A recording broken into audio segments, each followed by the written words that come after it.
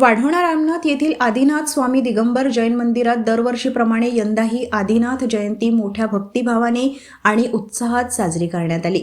या निमित्ताने विविध धार्मिक कार्यक्रमांचे आयोजन करण्यात आले। सकाळी 7:30 वाजता भगवंताचा अभिषेक व पूजन करण्यात आले। त्यानंतर 8:30 वाजता कुंडलपूर के बडे बाबा विधान पार पडले। यावेळी इंद्राणी म्हणून आशिष मदनराव आगरकर यांना मान मिळाला। तसेच शांतिधाराची बोलीही त्यांनी घेतली। या पवित्र सोहळ्याला समाजातील अनेक प्रतिष्ठित व्यक्ती उपस्थित होत्या।